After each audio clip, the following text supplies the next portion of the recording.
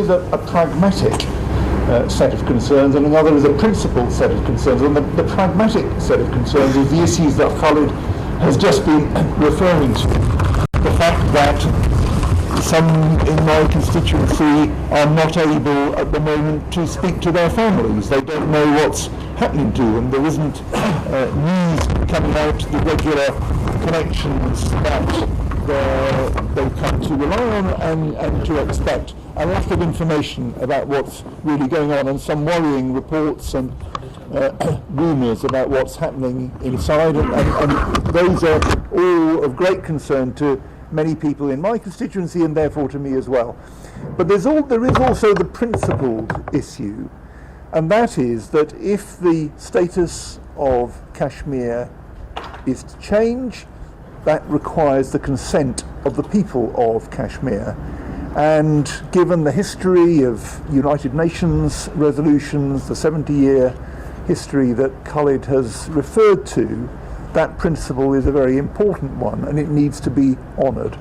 And at the moment there is absolutely no sign that it is going to be, and that must be and is deeply of concern to the international community, and it's a very important concern for peace as well. And that's a key part of the background to our visit today, and the concern I think there will be very widely in the British Parliament about where this could lead in the future. Thank you. The Speaker for his very timely invite for us to visit in respect of the ongoing concerns and issues around Kashmir. And I think we are moving towards a very grave situation that should quite rightly concern the international community. The Indian government's unilateral action to revoke Article 370 international community. The Indian government's unilateral action to revoke Article 370 and Article 35A is questionable under the Constitution of India, is also in direct contravention of United Nations resolutions, and actually in breach of international obligations, in particular Article 49 of the 4th Geneva Convention. And whilst I welcome the Security Council's recent closed door meeting on the issue, it is the first time the issue of Kashmir has been on the agenda for many decades now, since the 1970s. I do still add a note of regret that we did not see a unanimous statement agreed by all the members of the Security Council in direct condemnation of this situation. And I think the Security Council and the United Nations needs to go further and call a spade and call injustice injustice. The tragedy continues with the blockade in occupied Kashmir, a blockade that's been described by UN rapporteurs in this area as perhaps one of the worst blockades that they've seen. A blockade that means we don't actually know what's happening on the ground in occupied Kashmir. What we do know, there are reports and briefings that we've already had around around 4,000 individuals have been arrested under the Public Safety Act, which in itself is a draconian legislation. The accuracy of those figures I do not know, but those are the figures that have been reported in the mainstream. Also, there has been reports of the shortage of medical supplies and various other human rights abuses and violations. We also know that the number of troops on the line of control has been increased quite significantly, and the international community must now really see this as a flashpoint, because the aim here is to completely abolish the Kashmiri cause, which cannot happen. And the human rights violations, firstly, the international community must be more forthright in its condemnation of these serious and grave human rights abuses in that region. But secondly, there must be real pressure put upon the Indian government to reverse this decision, because let's be absolutely clear, what we do not want is this to now become the new point where the conversation on Kashmir is to begin. And again, we are very grateful. We have over a number of days meetings, and we're grateful to the Speaker for arranging meetings with a number of senior government officials, and we also intend to visit the line of control ourselves to observe the situation. And of course, we will stand against injustice wherever that happens in the world, and the world's focus needs to be on Kashmir at the moment, because the sons and daughters of Kashmir are suffering, and there are reports that there is a real chance of genocide in that region. The world must act now before it is too late.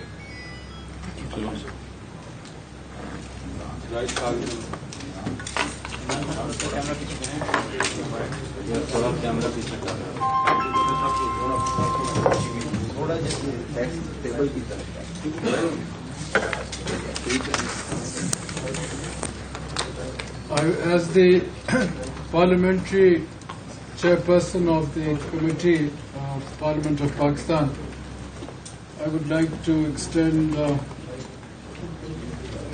very warm welcome to the honourable members of the House of Commons of the United Kingdom.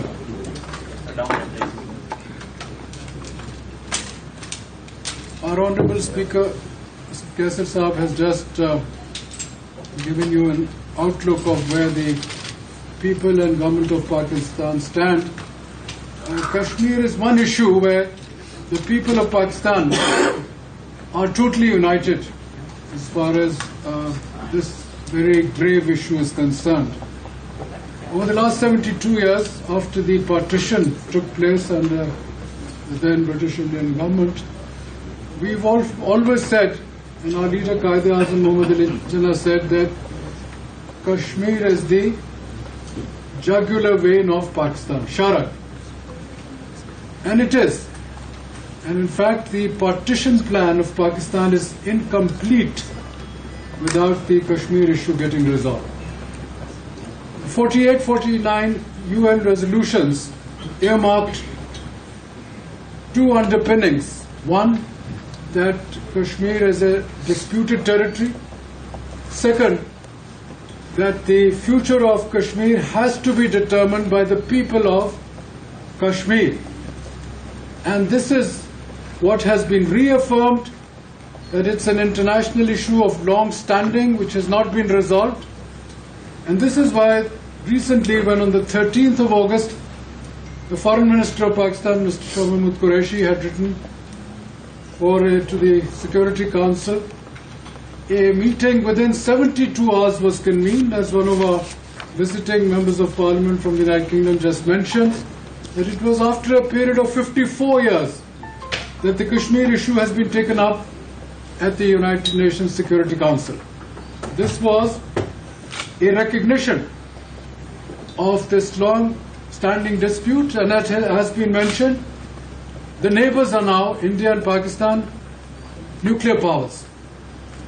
A flashpoint which nobody in the world wants is there, and this is why it has become of the greatest essence that, as has rightly been said by our visiting colleagues from the United Kingdom, the parliamentarians, that the world must take notice, most of all, the permanent 5 members, China, the United States, Russia, United Kingdom and France, must immediately call for lifting of the curfew, which is amongst the most inhuman acts. We've had 2 very significant UN Commission reports by the Human Rights Council pinpointing June 2018, July 2019, followed up by a report of the House of Commons of the United Kingdom itself, the Kashmir Committee report, a report of the European Union Parliament, which also had a report similarly on Kashmir, and the Amnesty International followed by an extremely extensive report on torture. How in the last 10 years torture has been used as an instrument of trying to subvert the will of the Kashmiris. And those documented reports were picked up by the New York Times.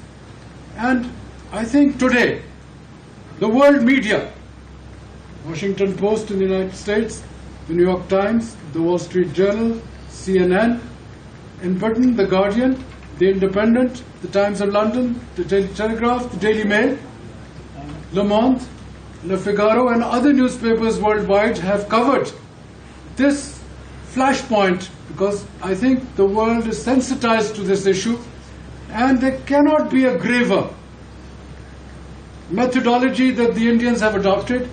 No communication for 20-21 days between the people and the ratio.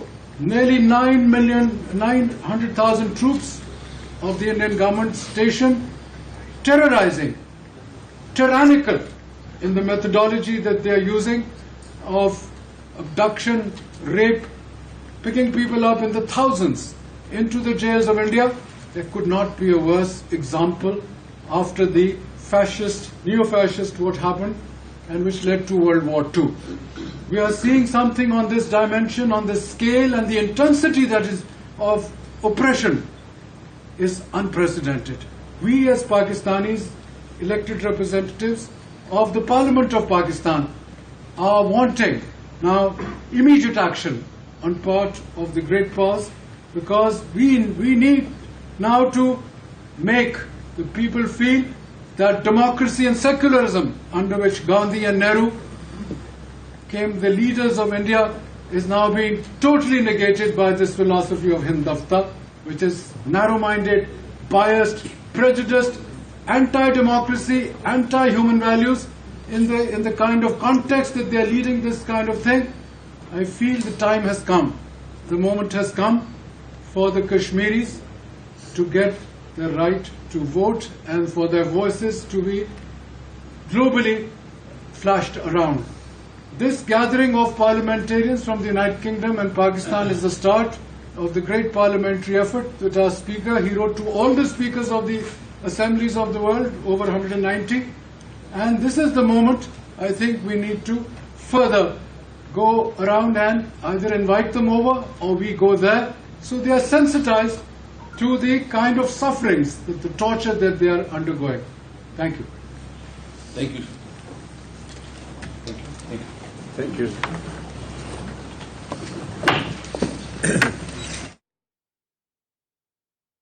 Speaker कौमी assembly Asad Qaiser की बरतानवी वफ्द के हमरा media से गुफ्तगू जारी है। उन्होंने कहा कि कश्मीर की सूरत हाल को दुनिया के सामने उजागर करना होगा, अक़वाम मुत्तहिदा की करारदादों के मुताबिक इस मसले को हल करना होगा।